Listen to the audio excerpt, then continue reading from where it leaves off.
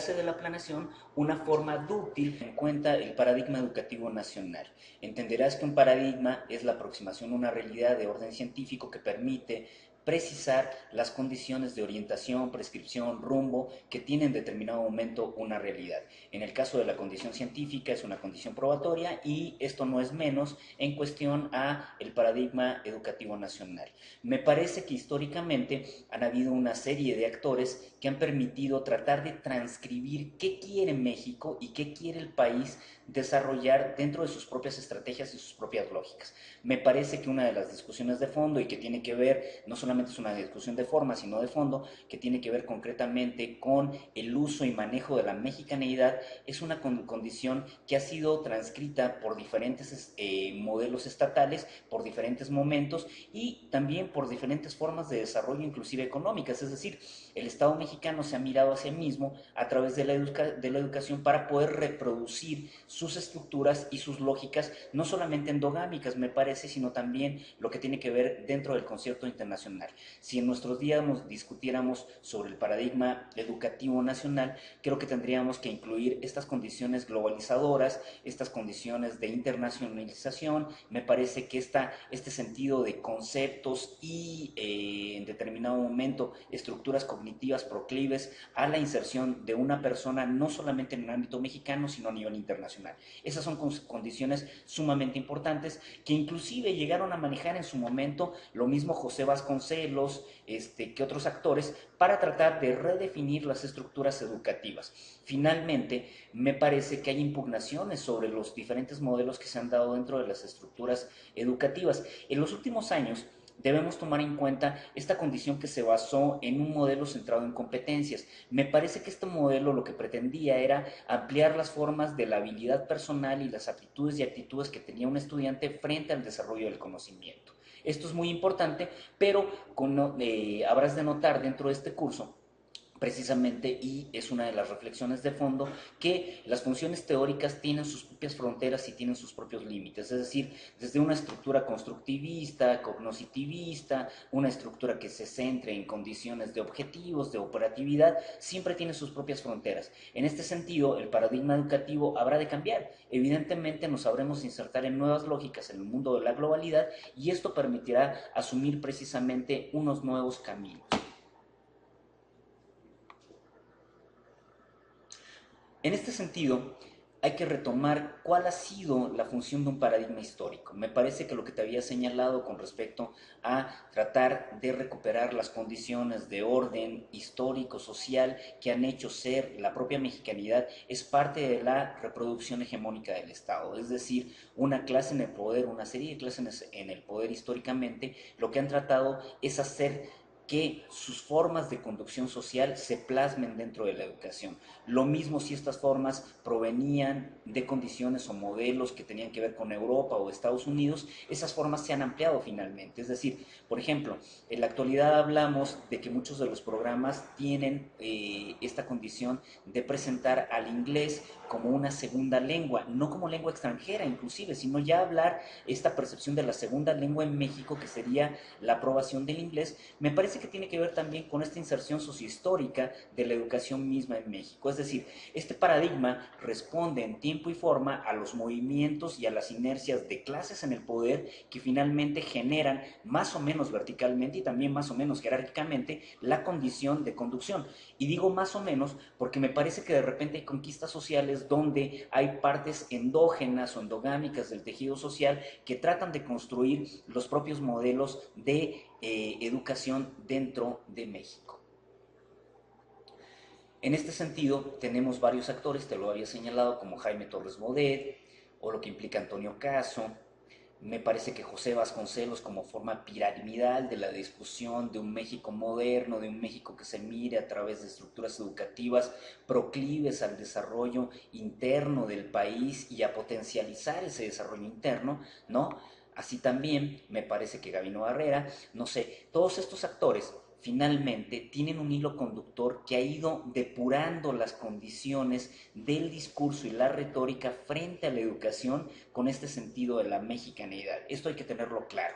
Es decir, México no se sustrae a sus propias formas endogámicas, pero también responde en determinado momento paradigmáticamente a las condiciones internacionales. Si hoy las currículas hablan de entender los procesos de globalización y de la inserción de México en estos procesos de globalización, me parece que están respondiendo precisamente a esta condición o a este juego no simétrico entre tratar de ponderar y correlacionar el paradigma nacional con las condiciones externas. En este sentido, me parece muy importante hablar de un tema de actualidad.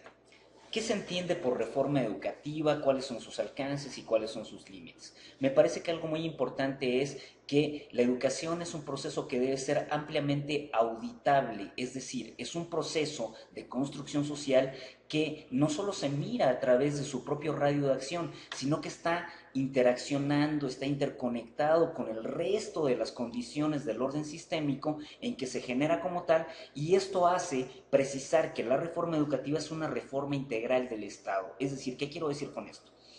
Finalmente, el Estado mexicano no puede desarrollarse si no tiene un capital cultural y un capital educativo que le permita una propensión de inserción dentro del desarrollo internacional. Y esto es primario y tiene una cierta lógica. Si ustedes en este curso son capaces de apreciarlo, hay otros países que se encuentran a la vanguardia. Me parece que Uruguay en este momento es una de las primeras economías, pero es una de las primeras economías de América Latina a partir precisamente de los procesos de vanguardia de educación en inserción internacional. Lo mismo Argentina o lo mismo Chile. Me parece que serían las formas paradigmáticas.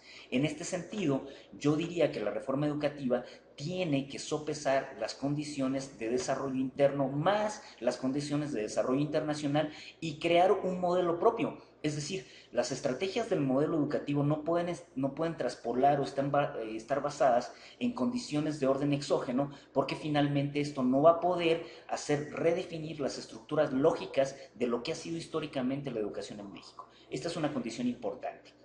Entonces, yo rescataría esta condición de auditoría social frente a la educación para que esa misma auditoría permita crear un modelo sustantivo de desarrollo y un modelo sustentable también de desarrollo social dentro del parámetro de la educación. Algo es muy importante y algo tenemos que decir. La educación en México ha dejado de ser competitiva.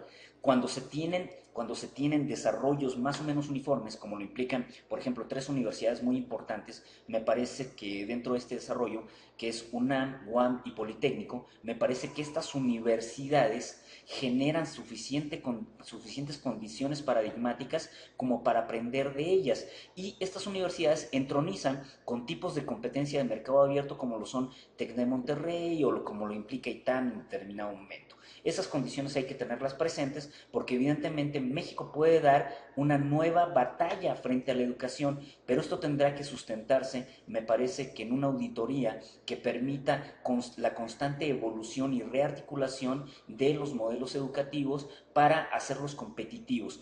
Si se entiende competitivo como única y exclusivamente una forma de abordar un mercado, me parece que eso no va a llevar a una mejor conclusión. Si se entiende la competencia como una forma de construcción sociohistórica en donde la cultura está presente y donde la cultura tiene muchas esferas para ser entendida, me parece que esa es una condición sustantiva. Es decir, México ha llegado a la encrucijada de que tiene que activar los modelos educativos y hacerlos ampliamente competitivos desde sus propias lógicas para poder impulsar el desarrollo de la nación.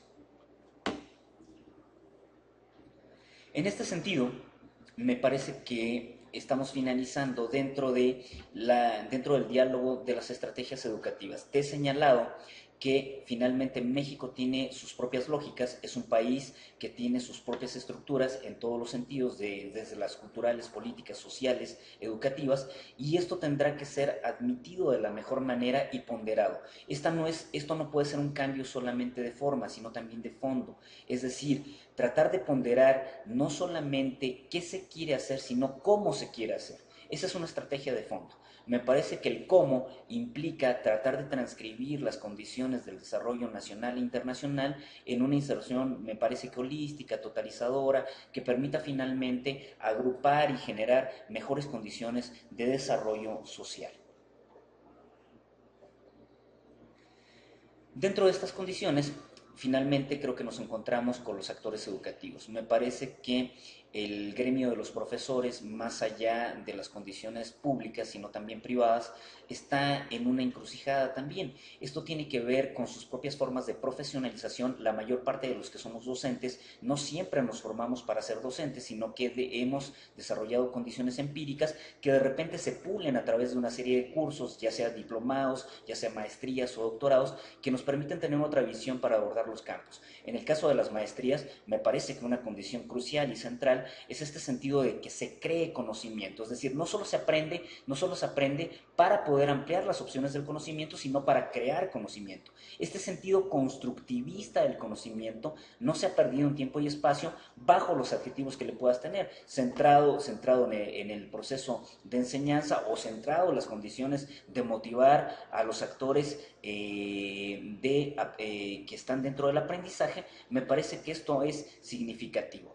Pero más allá de esta condición, me parece que los actores es más allá del aula, es decir, no solamente es el profesor y los alumnos, sino que el entorno educativo es un entorno social y eso es algo que hay que reflexionar, hay que pensar. Los alumnos acuden a las escuelas pensando en que lo que le van a devolver a la sociedad finalmente son las propias proyecciones de una cultura y de una educación que les permite ser dentro de los entornos sociales. Entonces, la educación no es un paradigma, ni puede ser un paradigma que esté guiado única y exclusivamente por la centralidad de los actores primarios, es decir, profesores y educandos. No es esa la condición. La condición piramidal es tratar de entender a la educación como un proceso de orden social. Si lo entendemos así, entenderemos la complejidad, pero también entenderemos dentro de la complejidad precisamente las opciones de desarrollo de la misma. Esa es una condición vital que se debe tener en cuenta. ¿Cuáles son finalmente, me parece que las perspectivas, y no solamente la perspectiva, sino la prospectiva? Nos encontramos en un momento en donde es importante la profesionalización de los educadores, nos encontramos en un momento que es importante que el Estado asuma ciertas condiciones de gratificación frente a la educación, que su desarrollo sea un desarrollo pleno, que responda a los intereses no solo del mercado, sino del desarrollo humano como tal, es decir, las personas necesitamos una educación activa que nos permita salvaguardar la esencia de lo que somos, ¿no? Finalmente, que nos permita cuestionar las condiciones de vida y las condiciones sistémicas en las cuales nos insertamos, y esa es una cuestión que me parece que tiene que estar dentro de esta condición. Dentro de la perspectiva, me parece que México tiene un reto importante, que es el reto de hacer una educación de calidad o crear una educación con ciertos niveles de calidad, y esos niveles de calidad deben ser estimados, si bien es cierto, internamente, pero también en relación o en correlación a las condiciones de la calidad universal. Es decir, la educación responde no solo a los intereses del país, sino a los intereses internacionales. Esto permitiría también una movilidad del mercado de educandos hacia nuevos escenarios de desarrollo. Y eso es muy importante. Si pensamos en la educación como una puerta abierta, la puerta abierta se construye a través de un compromiso social que permita hacer que los contenidos y que el desarrollo educativo finalmente implique el desenvolvimiento de una persona en cualquier parte del orbe, en cualquier parte del mundo. Esa es una de las premisas prospectivas que no solamente se fijó a través de los paradigmas que tenían que ver con el neoliberalismo o con la globalización, sino con los propios paradigmas de desarrollo e inserción social de este país.